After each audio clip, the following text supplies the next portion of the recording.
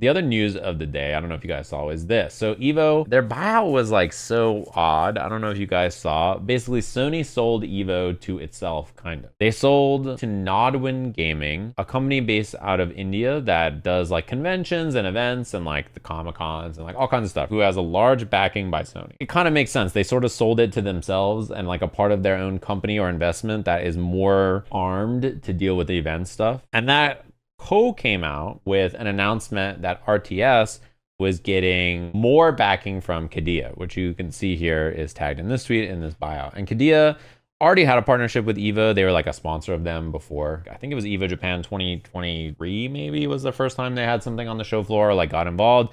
And then they were more involved for the last couple of years. Now, RTS, they don't own EVO in its entirety. They own a percentage of EVO. And I don't know if it's the large share, but RTS has been fully acquired by Qiddiya. We knew that they had just invested in them, like an amount. And now it's come out that it's all of it. They like fully bought RTS. I think the end objective, right, is Qiddiya or some branch of the Saudi Arabian government-funded video game escapade wants to own Evolution. Because they already have EWC, which is like this large invitational bracket that you can qualify into with tons of money. They own DreamHack and a bunch of other stuff, right? But they didn't have ownership of like the big FGC event. I think it was pretty clear EWC is placed next to EVO before to like stand next to it as like, look at us, aren't we the sickest? We got like tons of prize money right next to it. The co-ownership means you don't even have to do that. So I mean, this is the end goal of Saudi Arabian investment in general, right? Like basically every single sector of entertainment, like video games, sports, culture in general, they're like pretty interested in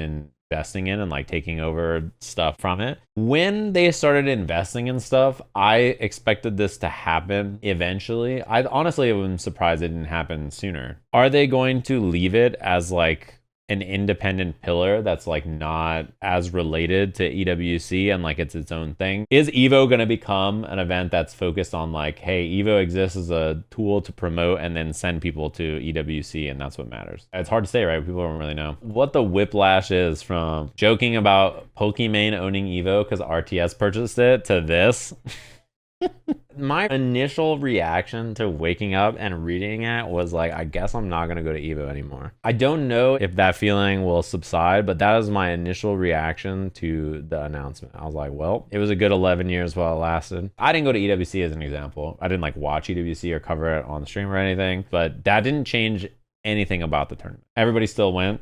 They made $1 billion, had an awesome time, and then they dipped. For the most part, EWC is an event that the majority of our community still participates in, right? The players and like the talent and like the staff. Most fighting game people still go. There's not a lot of people who don't go to EWC. So this, like, I don't know how much this will change the perspective. And also, I don't even know how much it's going to change the day-to-day operations at EVO. It just probably changes the end game of like where they're promoting the sponsorships and like the pipeline of like what they're pushing. Most people will probably still go to EVO is my guess. I mean, like Sonic Fox is already like, I'm going. I don't like this. I don't fucking support this, but I'm going. I mean, it's EVO. It's a very prestigious event in most people's minds still for the community, even despite this purchase, because most people won't know. And also most people won't care. And the competition and stuff will be large. For staff and commentators, what are they just gonna not take the money? Right? It's probably one of their better paydays for the year. So even if they don't like it, most people will probably go because they're like, well, I need to make money and go and do this. So they're just going to go. The country of Donald Trump is a shining beacon of morality. If your post is to the point that if the US government, like let's say the army had bought RTS instead,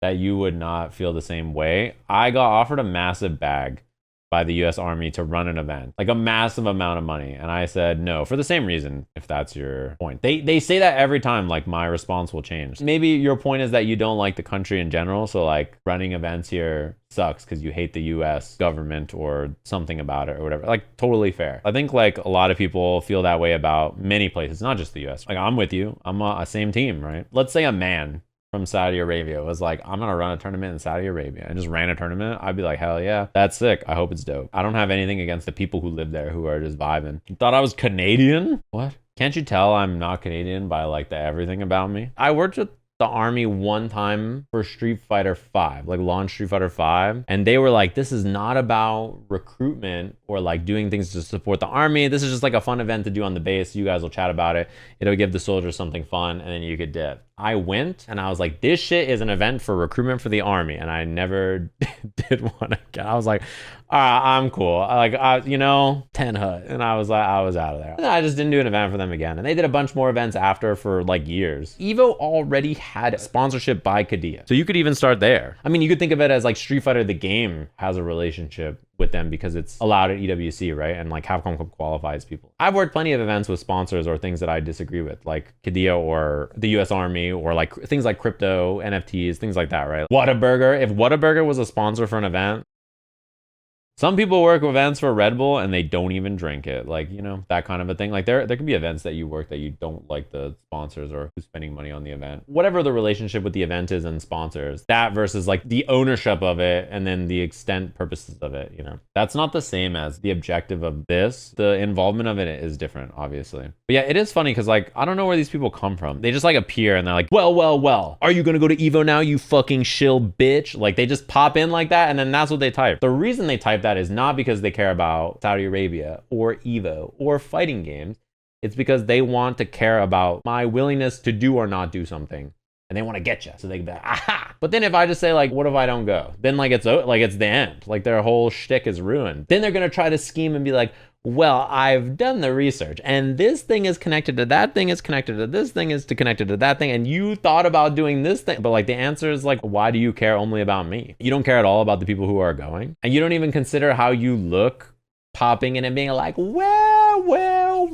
It's just so weird. Where do you stand here? What is the backbone of your philosophy? Do you like fighting games and care about fighting games? Where's the foundation of your beliefs and like what is creating hatred for you? Like what do I have to do with it? The truth of it is like people like myself have already not supportive initiatives like this that involve other things previous to this, right? I mean, as of 3 years ago, like I didn't go to Gamers 8. I didn't go to the last two EWCs. I didn't cover them. Those things existed and they just like kept on keeping on. Like things like this, like decisions that go all the way up Sony and all the way up like large companies like this is like way above any fighting game community member's choice even. The community gets sold above the pay grade of people in the community, which is a wild thing to think about, but like that's sort of how these things go. And same thing now. Like I've commentated EVO finals for 11 straight years. If I don't go next year, nothing will change. And somehow I will be the one who's like the shill, so inoffensive, who never takes a stance on anything, who's so boring and yada yada. And I will be the one at home not making the money, not doing the job. Well,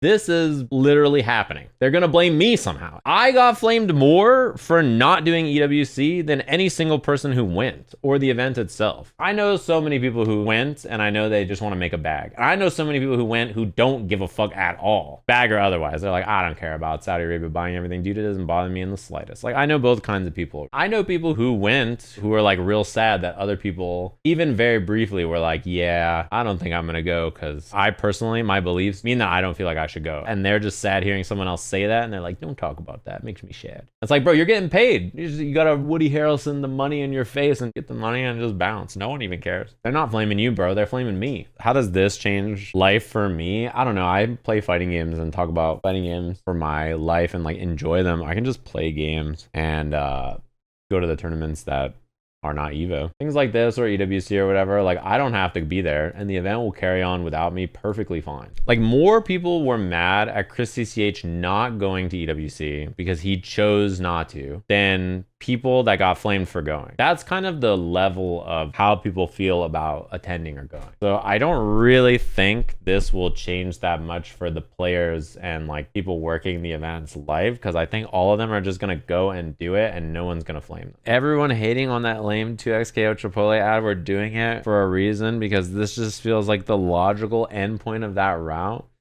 It was me? How come I get more flack for a burrito than this? How was the burrito? It was great. They asked me what I wanted and they built a burrito. It helps that I had not eaten like all day. Yeah, I destroyed that burrito. The minute the bit ended, I fucking folded that shit. Like it took 2 seconds and I just destroyed that burrito.